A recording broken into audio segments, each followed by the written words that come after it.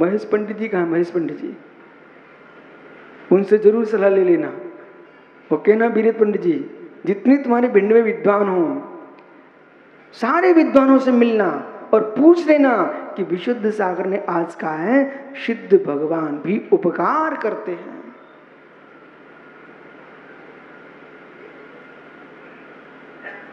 कोई कुछ नहीं कह रहा भाई, सिद्ध भगवान उपकार करते। पंडित खड़े तो हो जरा, हाँ ना में बोल दो आप तो, उपकार करते कि नहीं करते हैं? पंडित जी करते हैं क्या नहीं करते? मतलब इसलिए बोल रहे वो लोग कौन फंसे कह दो, ऐसा नहीं तो मालूम। कई जगह विद्युत गोष्ठी होती है और 50-100 सैकड़ों विद्वान आते हैं और कुछ भी पूछो बोले तुम तो बोल दो हाउ। बोले क्यों? उन्हें घुमा के बता देना, कोई सा नए लगा देंगे, अपन क्यों फंसे कह दो हाउ। राजेश भाई याद है हैदराबाद की? हो हैदराबाद की गोष्ठी नंबर 1 की गोष्ठी। हे मित्र, सिद्ध परमात्मा उपकार करते हैं। ज्ञानी पंडित जी, उभय पंडित मल पंडित उगल, ये आप मेरे भरोसे में बोल रहे हो कि गुरु के राग में बोल रहे हो कि समाज की डांटी में बोल रहे हो कि जिनवाणी के अनुसार बोल रहे हो? अच्छा तो विराजो फिर। पंडित पुत्र खड़ा हो जा बेटा। ये ज्ञानी तुम्हारा पिता बोल रहा है सिद्ध भगवान उपकार करते हैं, तो क्या सिद्धालय से आएंगे उपकार करने से घर में जाएंगे? तो ये सही बोल रहा है क्या है? बस बेटा तू ही सच्चा पंडित है। बालक समझ, मैंने जान के पूछा है बेटा। ऐसे लोग धरती पर बिरले हैं जो अपनी कमी को सबके बीच में कह सकें कि मुझे ज्ञान नहीं है। अन्यथा ऐसे पंडित मिल जाएंगे जानते भी नहीं है, वो मानते भी नहीं है, वो तानने में कमी नहीं छोड़ते।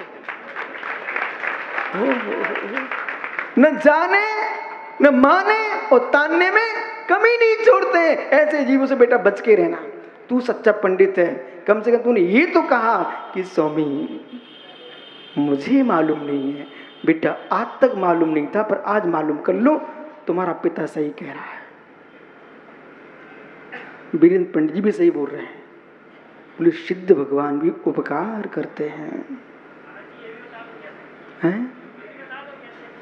तनक ठहरेगा कि नहीं ठहरेगा भाई? बेटा विधि बहुत सरल है। आप तो बोलो इस मंडप में आप खड़े हो, ये तुम्हारा उपकार कर रहा कि नहीं? बालक, यदि हम पर प्रत्यय की दृष्टि से देखते हैं, पर प्रत्यय की दृष्टि से देखते हैं, तो हे जीव आपको पता नहीं है और बहुत सारे उपकारियों को आप जानते भी नहीं हो, वो तुम्हारा उपकार करते हैं।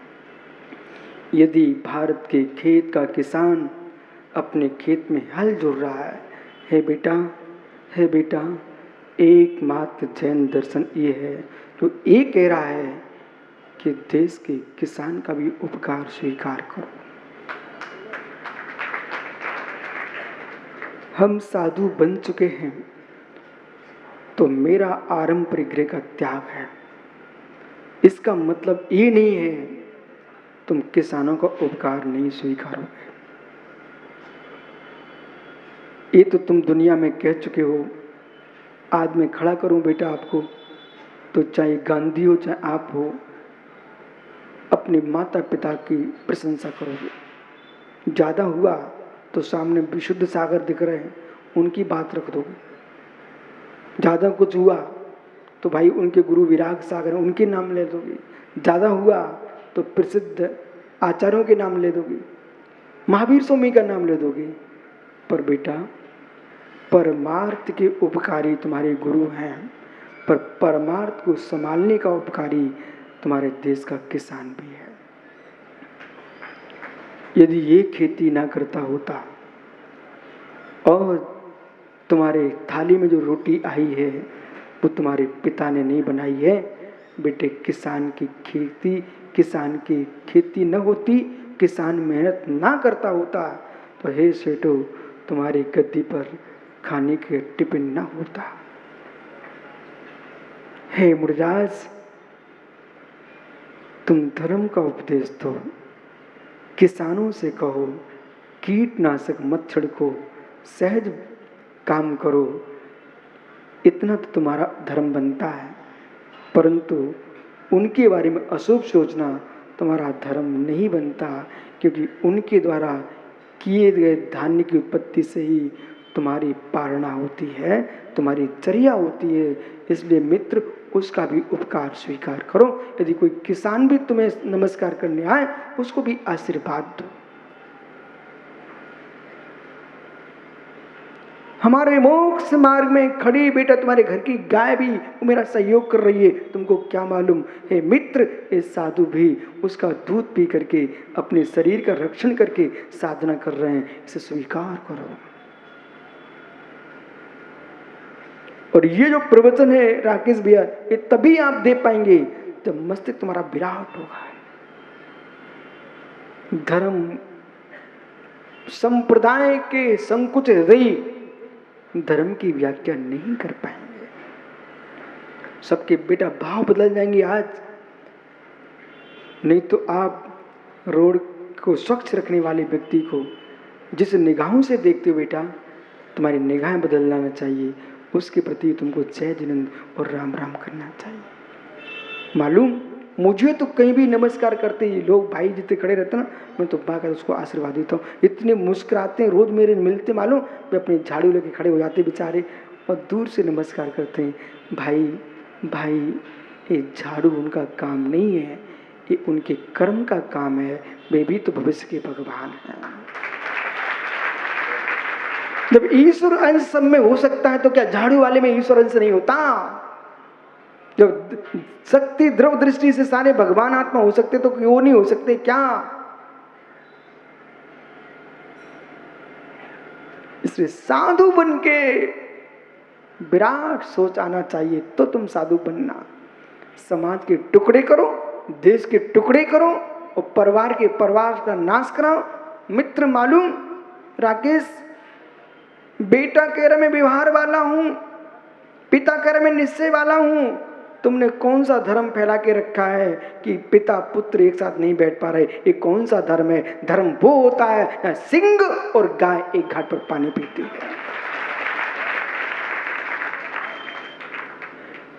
क्योंकि नयों की जो व्याख्या है, जहां तक मैंने समझा बेटा, राकेश अभी कुछ ग्रंथ लेके गए, जब से वो ग्रंथ लेके गया है राकेश बदला बदल लग रहा है। अभी इनके हाथ में अध्यात्म शास्त्र नहीं है, अभी इनके हाथ में न्याय शास्त्र चल रहे हैं। और जब से न्याय में प्रवेश कर गया, ये जीव के भाव बदल गए बेटा। अब देख, सिद्ध भगवान उपकार कर रहे हैं।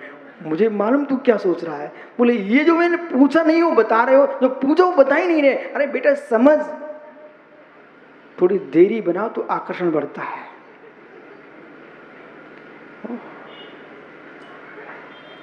सिद्ध भगवान उपकार करते हैं। प्रत्यक्ष भी उपकार होता है, परोक्ष भी उपकार होता है। बालक, ये देश के श्रावकों से पूछना, वर्ष में 3 बार अष्टांग आती है,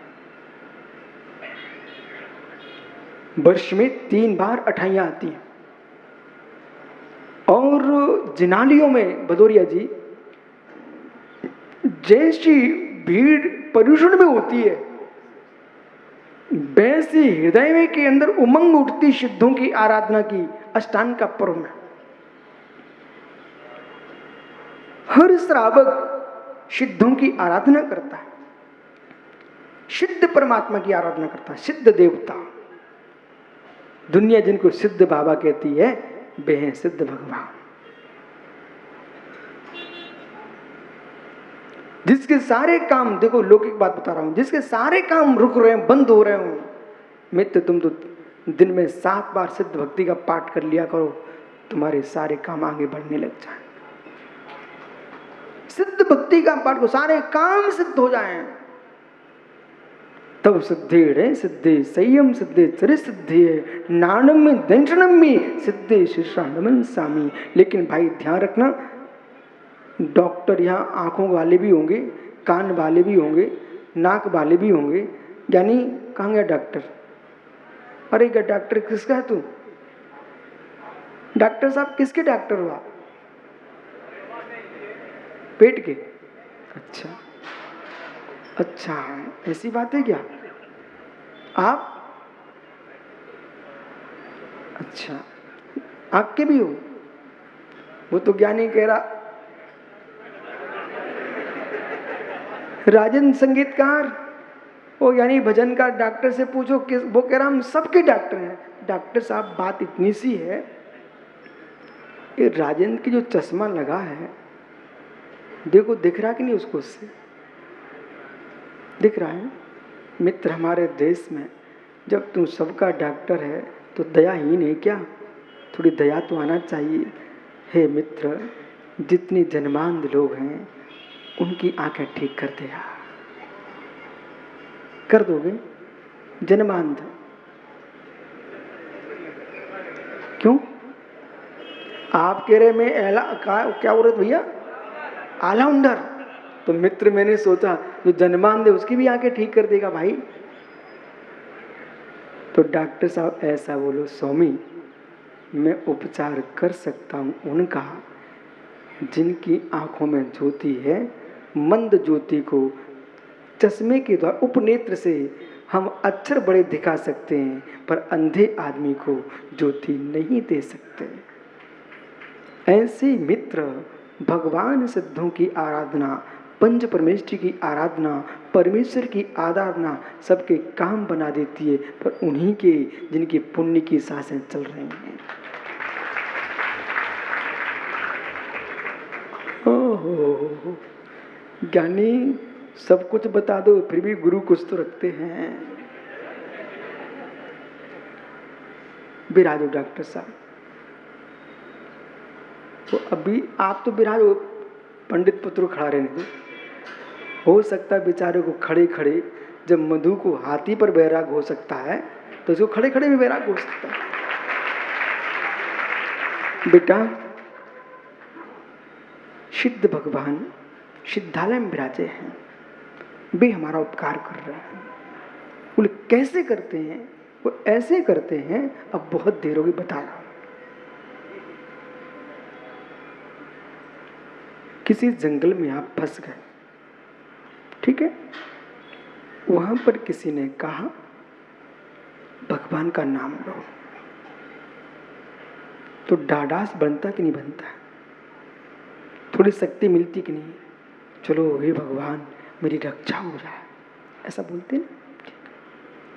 बालक अनंत अनंत सिद्ध, सिद्ध श्रा पर विराजमान है, और एक माही अनेक राज, एक में अनेक सिद्ध विराजते हैं।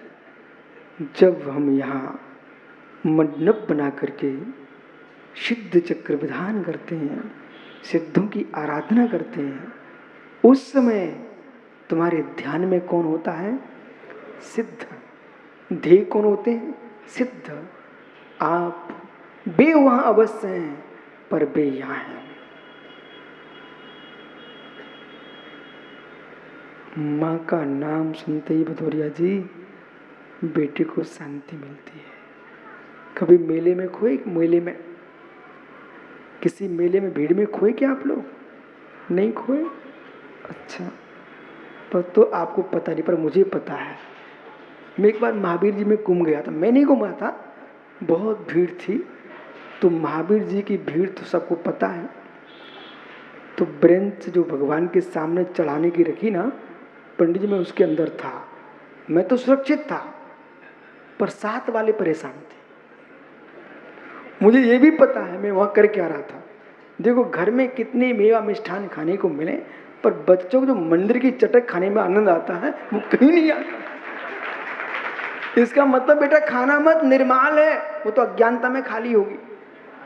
पर मुझे मालूम है कि राकेश सब लोग तो खोज रहे थे कहाँ है ज्ञानी, कहाँ है ज्ञानी, और मैं तो भगवान की जो नीचे चौकी थी, भीड़ बहुत थी, उसके नीचे छुपा था। अब देखना बेटा, मेले में जब घूम जाए ना, और जब मेले के व्यवस्थापक लोग वॉलंटियर उठा ले जाएं, वो माइक पे ले जाएं, खुनखुना पकड़ाते हैं, मिठाइयाँ देते हैं, केले पकड़ाते हैं, बेटा रोए मत, लेकिन फिर भी रोना बंद ही नहीं होता। वो माँ कुछ भी ना दे पर गोद में ले भर ले, आंसू बंद। ओहो, दुनिया के खुनखुने आंखों के आंसू बंद नहीं कर पाते, माँ की गोद मिलते ही आंसू बंद हो जाते हैं। दुनिया के खुनखुने, माताओं ध्यान दो, दुनिया के खुनखुने रोना बंद नहीं करा पाते, और माँ जिनवाणी का आंचल मिल जाए ये सारे बच्चे मौन हो जाते हैं। बालक तो जब माँ का नाम सुना, अरे बच्चे की माँ उधर आ रही है, उतने में शांति मिलती है। आप सीता से मिलो बेटा, हनुमान ने मात्र राम नहीं दिखाए थे, श्री राम की मुद्रिका दिखाई थी, अंगूठे दिखाई थी। इतने में जानकी की जान आ गई, मुख में पानी नहीं डाल रही थी। जानकी ने उस दिन भोजन कर लिए। अपने पति की कुशल क्षेम सुनते ही सीता को जान आ गई। ऐसे मित्र अपने प्रभु का नाम सुनते ही जगत के प्राणियों को आनंद की लहर दौड़ती है। सिद्धों की आराधना करने से वे वहां विराजते हैं, पर हम यहाँ होते हैं। उनका नाम लेने से मित्र हमारे परिणाम शुभ होते कि नहीं होते? बोल क्या नहीं होते कि नहीं होते? उनका नाम लेने से परिणाम शुद्ध होते हैं, और परिणामों की विशुद्धि से मेरा कल्याण होता है। वे सिद्ध हमारे उपकार करते हैं। और ये ज्ञानी घड़ी तो देख भैया, कल मिलूंगा यदि पर्यायिक तो आज घर घर में घट घट में कह देना, परस्पर प्रग्रहो विराजो आत्मा स्वभावम परिभाव भिन्नम, आत्मा स्वभावम परिभाव भिन्न। आत्मा का स्वभाव प्रभाव अत्यंत भिन्न गुण महावीर स्वामी की।